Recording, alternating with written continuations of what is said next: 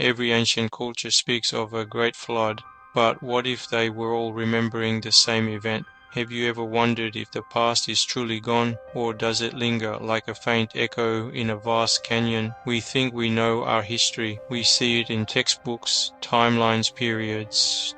Yet, scattered across the globe in hundreds of different cultures, we find a story that refuses to fit. It is the story of a great flood, a world-drowning event that wiped the slate clean. Could it be that all these ancient peoples, separated by oceans and millennia, are remembering the same colossal catastrophe? This question is not just about myth.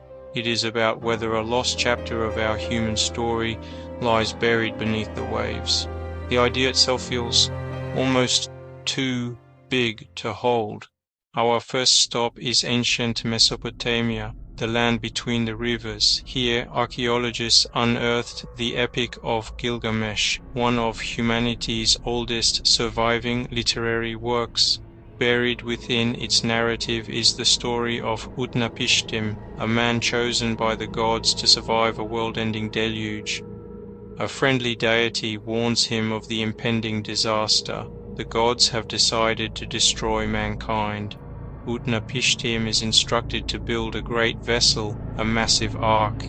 He is told to bring aboard the seed of all living things, his family, craftsmen. Then the storm comes, so violent that even the gods cower in fear. For 6 days and 7 nights the flood rages. The parallels to other more familiar stories are impossible to ignore. Now, travel west to the world of the ancient Greeks. They too told a story of a great flood. The god Zeus, disgusted by the wickedness of humanity during the Iron Age, resolves to wash the world clean. The wise Titan Prometheus warns his son Deucalion to build a chest and provision it. Deucalion and Pyrrha ride out 9 days and 9 nights until they come to rest upon Mount Parnassus. Let us cast our net wider. The echo of the great flood is not limited to the cradle of Western civilization. Travel to Africa, a continent of immense diversity and ancient traditions. Maasai village, East Africa, the story of Tumbainot. He was a righteous man. The world had become sinful. The Creator God decided to send a flood. Tumbainot was told to build an ark. Take his family inside, take animals of every kind inside. The waters rose, covering even the highest mountains. When the flood subsided, the ark came to rest. Tumbainot's family repopulated the earth, now across the Atlantic to South America, indigenous Andes, indigenous Amazon, Cañari. 2 brothers survived by climbing a high mountain. Inca, Viracocha destroyed giants with a flood. 1 man survived, 1 woman survived. Tupinamba, only mountaintops remained as islands. The pattern persists, a world overwhelmed by water, a handful of survivors, refuge on mountains or in a vessel. Animals saved alongside humans, the flood as divine punishment, a moral cleansing. Survivors chosen for virtue, wisdom, or a sacred connection. How do we explain this? Let us pull on these common threads and see where they lead. The first and most obvious is the flood itself, an overwhelming force of water that resets the world. This is not just a seasonal inundation, it is an apocalypse. The source varies, torrential rains, oceans rising, or both. Second, a divine warning to a chosen individual or family, a sympathetic god or a wise ancestor. Third, a vessel, ark, chest, large canoe, reed boat, a floating sanctuary from the watery abyss, big enough to carry the seeds of the future.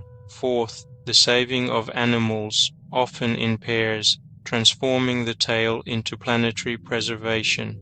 Fifth, the survival of a small group, humanity at the brink. Sixth, the landing on a high mountain, Ararat, Parnassus, or a first dry ridge, the stage for rebirth. Seventh, the aftermath, gratitude, sacrifice, renewal, repopulating the earth. Laid side by side, the tapestry is astonishing. a coherent narrative sequence across cultures. See, is it plausible that hundreds of disconnected cultures invented the same 7-part story, or are they recalling a shared memory? Myth gives us the story, but can science offer a plausible mechanism for such a cataclysm? Let us turn from ancient texts to the geological record. Our planet's recent history has been dominated by ice, immense sheets, some over 2 miles thick. These glaciers covered much of North America and Northern Europe. With so much waterlogged as ice, sea levels were about 400 feet lower. This is scientific fact. Ice Age coastlines were radically different. Vast coastal shelves were dry, habitable land. Britain linked to Europe. Sundarland spread across Southeast Asia. Australia and New Guinea joined as Sahul, not barren. Lush coasts where animals, plants, and people thrived for millennia. Around 12,000 years ago, the world warmed rapidly. Ice sheets began to melt. Their stored water surged back to the oceans. Sea levels rose dramatically, not smoothly, but in pulses of catastrophic release. For lowland coastal peoples, the world seemed to end as the ocean devoured the land. Islands vanished, coasts retreated miles within a lifetime. Storm surges and tsunamis, amplified by higher seas, could erase whole communities overnight. Survivors fled uphill, carrying the memory of the day the ocean claimed their home. How would that story sound 100 generations later? Very much like a great flood. The idea of lost lands is as old as the flood myths themselves. The most famous is Atlantis. Plato spoke of a mighty island beyond the Pillars of Hercules, rich, learned, and ultimately corrupt. In a single day and night of misfortune, it vanished beneath the sea. Fable or distorted history? While Atlantis itself is unproven, civilizations lost to rising seas are no fantasy. Post-Ice Age sea rise drowned enormous habitable lands. These were continental shelves, and archaeologists are finding traces from Japan to the Mediterranean, and most intriguingly, the Gulf of Cambodge off India. There, sonar maps city-like formations along ancient riverbeds, now 120 feet underwater. Artifacts, pottery beads, human bones dated to about 9,500 years ago, earlier than Mesopotamia's first cities. A sophisticated coastal settlement flourishing precisely during catastrophic deglaciation. Other legends, Lemuria lioness,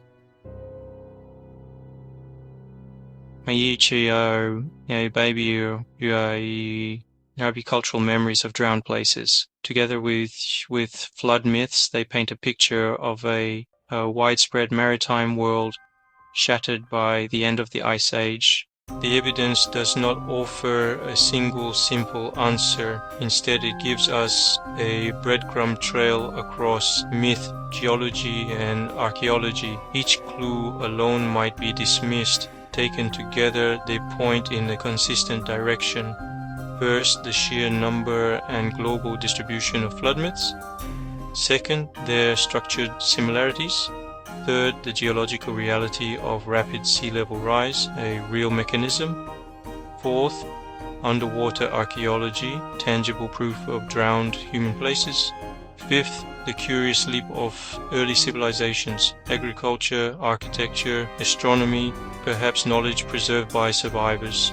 This trail asks us to synthesize from a myth on clay to a sonar grid to ice core layers.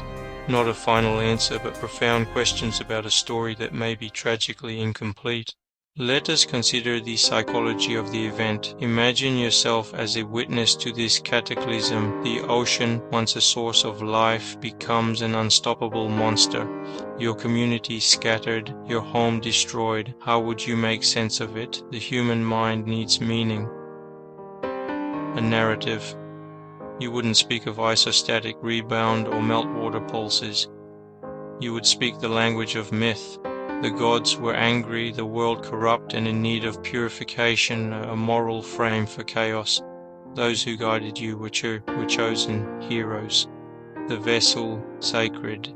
You teach virtue, obedience, preparedness, and warn it could happen again. The core facts: rising water, escape to high ground, endure, wrapped in layers of symbol and faith, addressing life, death, renewal. Across cultures, the same experience filtered through unique environments, beliefs, and languages. A chorus singing one haunting theme. The world was once destroyed by water, and we are the children of those who survived.